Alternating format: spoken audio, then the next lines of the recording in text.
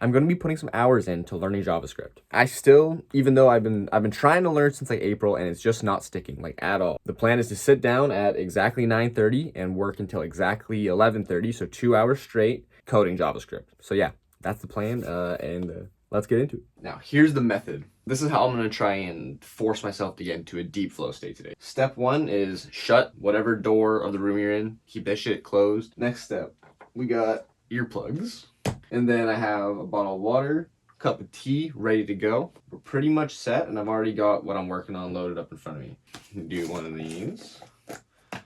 Grab 2 of your earplugs. Put that down. Alright, we're gonna go like this. And then to go one step even further, get yourself a pair of over-the-ear headphones. Now we're ready to lock in. But basically, here's the plan here. So there is this tutorial on YouTube, the JavaScript tutorial full course by Super Simple Dev. Essentially, what happened was when I first started learning how to do JavaScript, it was with this tutorial. Basically, what's cool about this tutorial is that it has an entire GitHub repository that's just filled with questions and exercise to do. What I'm going to do today is I'm going to start back at number 1, lesson 1, and I'm just going to work my way through the exercises. And then at some point, whenever I get confused, if I get confused, what I'll do is I'll then go back to that specific lesson that the exercise is on and then watch it and then hopefully come back and be able to do it. So starting on, lesson 1, JavaScript basics, and then we'll go from there.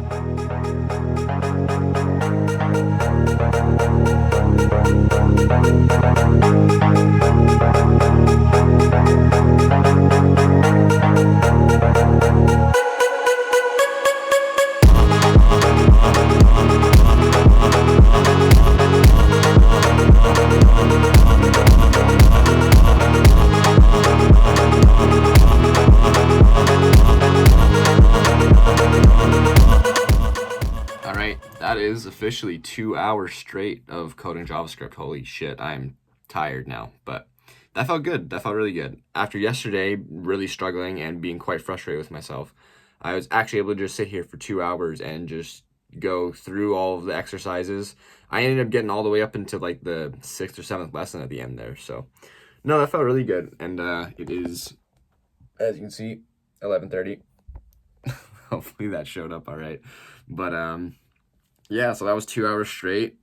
Definitely could feel the difference. After about the first hour, I really wanted to stop, but I was like, just fucking do it. You can do it one more hour. So, no, it felt good. After doing that, I actually feel like I do have a deeper understanding of JavaScript than I originally thought I did. So, that definitely was a bit of a confidence boost. So, still, obviously, there's some moments where I was questioning and had to kind of look at some answers and stuff, but overall that felt really good. I'm happy with how it went. So now I'm gonna go eat some food because I haven't eaten anything today and I'm absolutely starving. My stomach's not happy with me, and then gonna go to the gym. Gotta get a workout in today. So that's the plan. Gym was a success. I'm back home now. Had to get some oil for my car. What are we doing now?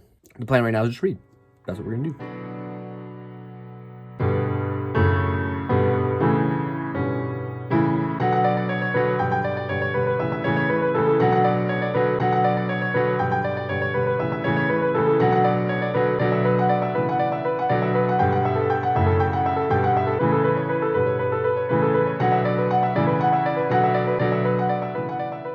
All right, so that was a pretty cool chapter, I'm not gonna lie. It was basically talking about this idea that if you actually want to be able to access that state of deep flow, it's not a terrible thing to, at the end of your day, like after you're done your workday or whatever, to completely shut off. Don't be thinking about work.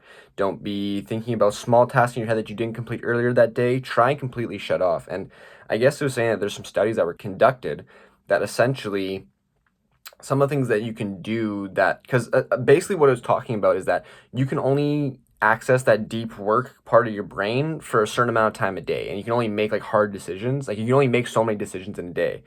And so one of the studies they did that was kind of interesting was that, like, let's say you lived in a big city. They said because you have to make so many micro decisions while you're in a city, like, looking both ways when you cross the street, making sure that you can cross the street, looking out for other pedestrians and things like this when you're driving, it actually hinders your ability to get into that deep state easier than people who will, let's say, work for 2 hours at a time and then go and spend 15 minutes to an hour doing something like walking around outside, going to the gym. But what's cool about that is that essentially it gives you a higher level of concentration when you return to the task that you're doing because you went out and like deloaded, I guess. Basically, the difference between experts and amateurs is that on average, experts will spend anywhere between 3 to 4 hours a day strictly focusing on whatever discipline they're on, whereas amateurs only spend about 1 to 2, or beginners, I should say, not amateurs. Beginners will only spend 1 to 2 hours a day on a specific discipline practicing, whereas experts are spending between 3 to 4. I thought that was also interesting. But just to wrap things up, I did get a comment last video asking what I think the future of AI is going to look like for people trying to get jobs and just in general, right? And so I think this, and again, I could be completely wrong here, and I'm not some fucking expert, but I think a lot of people are saying that there's no point in learning how to code because AI is going to take your job, and there's no reason to learn how to code because AI is just going to completely take over everything and take all the jobs.